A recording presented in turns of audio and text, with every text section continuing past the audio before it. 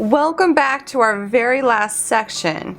At this point, most everything we're going to do is just a repeat of what we did down here. We're going to start off with this left cross. Now I've already worked rows 28 and I'm going to work row 30. So if you need to push pause, catch up. The reason why I already worked them is because they are just single crochet rows. We weren't doing any floating stitches. So now I'm going to start this video on row 30, which is our left cross. It's just a repeat of row 12. So we're just repeating this up here. So to do our left cross, I have already single crocheted in the first 14. Now I'm going to skip 3 front float stitches and I'm going to do a front float 3 TR or a front floating 3 treble around these 3 floating stitches. So here's the first one, and now the second one.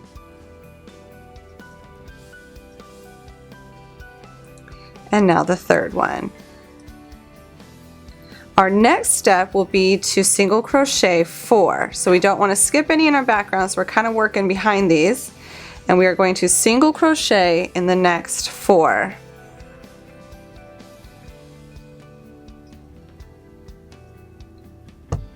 And now we're going to complete the left cross by going back and working these floating stitches that we had previously skipped.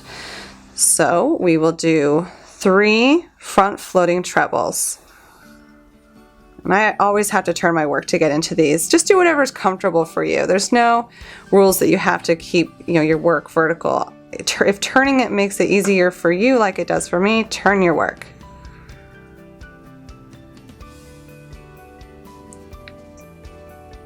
And here's the third treble in this grouping.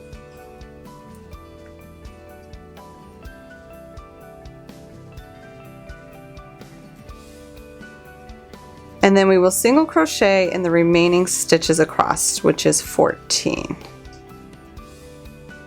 So we can already see this left cross again. Sometimes I kind of pull out a little to get it in place for the next row. Not too bad. Come on right back. For row 32, we will repeat row 4, which is to chain 1 and single crochet in the first 13 stitches. And then we are going to front float 3 double crochets.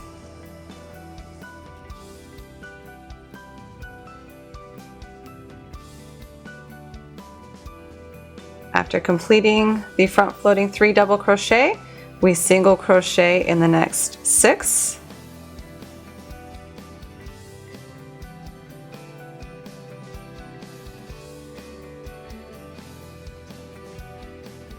And then we will front float 3 double crochet again.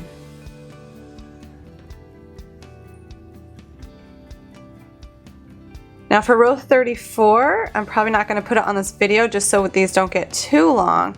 We are simply repeating this again, where we will single crochet 13, front float 3 double crochet, and then single crochet 6, front float 3 double crochet, and single crochet 13 to the end of our row. So when you come back, we are going to start on row 36. For row 36, we are simply going to repeat row 8, where we chain 1, we single crochet 14, we front float 3 double crochet,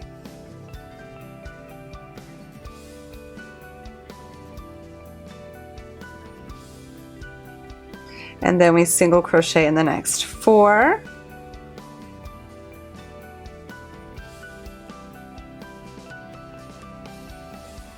And then we front float 3 double crochet. We're bringing those lines back together and setting ourselves up for our final row of floating stitches, which will be the closing curve. So go ahead and finish this row out by single crocheting in the remaining stitches, and then on your odd row, single crocheting all single crochets, skipping those floating stitches, and come on right back for our very last row.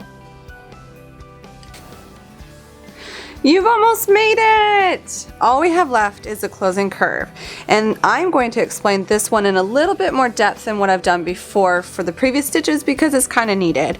Once we understand this concept, you'll see how it applies to any closing curve on these Infinity crochet patterns. So you'll notice the closing curve has a small little single crochet symbol on the center up here, and we can see these lines coming together. But how they come together is quite unique and what makes Infinity Crochet special, that we can open and close our cable lines to complete that infinity look and also not have any holes. So for row 38, we are set up and ready. I've chained 1 and I've single crocheted 16. The next thing on the pattern says CC, which is an abbreviation for closing curve, and it says it counts as a stitch. The reason why is we are going to join all 6 front floating stitches together and essentially drop them. They will no longer be counted as a floating stitch, and instead we're going to drop the 6 floating stitches and at the same time create 1 single crochet. So to do this, I'm going to also show you on paper the process that we will be doing. The first thing that we'll do is we have, as you can see, the circles and then these 3 floating stitches coming up, and they need to be joined. We will first do a double crochet into this floating stitch. Now we will not complete the double crochet completely. We are going to leave 2 loops on the hook. Then we're going to jump over here to this stitch and repeat the double crochet by leaving 2 loops on the hook, and you'll start to see those lines connect. It creates a nice twisted line between these. The third step is to repeat a double crochet, leaving 2 loops on the hook through this floating stitch, and then come over here to this floating stitch and repeat the double crochet, leaving 2 loops on your hook, which joins these. I'm betting you can guess what happens next. Step 5, we come back to the left side, doing a double crochet, leaving 2 loops on the hook, and step 6, we come work this floating stitch, doing a double crochet, leaving 2 loops on the hook, which joins these. So now we have 2 loops on our hook, and I will show you how to take those 2 loops and turn them into the next single crochet stitch. So that's why as these close, they drop off and then we complete a single crochet stitch. So this is why this counts as just 1 single crochet stitch and no floating stitches. So let's see how this looks with yarn, not just on paper. So to do a double crochet, we will yarn over. We will go to this floating stitch. So essentially we're skipping 1, 2, 3 floating stitches and we're working in the next one. I'm going to come through 2 loops on the hook, but I'm going to leave 2 loops on the hook. This is where we're going to start to kind of turn our work so that we can get into this next one. We will yarn over once. We'll skip these 2 and go to this floating stitch. So both the inner floating stitches on these curves, and we will start to complete that double crochet but leaving 2 loops on this hook. And now you can see, I'm going to kind of put this out here, how we've got this line combining. Now we're going to continue by coming back to the left side, yarning over once, inserting our hook, starting to complete that double crochet but leaving 2 loops on the hook, yarn over, come back over to the right side, skip this one and work this one, completing that double crochet yet once again, leaving 2 loops on the hook, come back to the left side for the 3rd time. Oh, you know what? I did not even yarn over there. My apologies. Yarn over before you come back to that 3rd side. Working that double crochet, leaving 2 loops on the hook. And lastly, to join these, we come back to this right side. Now, we have combined all of these together. They look really nice. It's kind of a trick of the eye a little bit. And now we have 2 loops left on the hook. What we will do is we will go into the very next stitch. So this is why it's going to count as a single crochet. We will yarn over and we are going to pull through all the loops on the hook. That kind of gives us a faux single crochet right there and pushes these stitches down. Then all we have to do is complete the stitches in this row. So as you can see, we have our opening curve, we have a left cross, we move these lines out, back into another left cross, and then we have our closing curve. If you need to see that again, feel free to rewind, but in essence we're just connecting the inside lines, then the next one, then the next one, and if we only had two, we would do the same. If we only had two traveling, so 4 total, we would do the same method. If we had something extremely bulky and say we had more than groups of 3 floating stitches, you would just continue that process. Now complete this row and come on back and I'll show you how to put a nice little simple border on this. Now we're just going to do a simple single crochet style border, but before we work a single crochet around here, I like to have a bit of a cleaner edge. In order to achieve that, we will simply continue around this edge by slip stitching.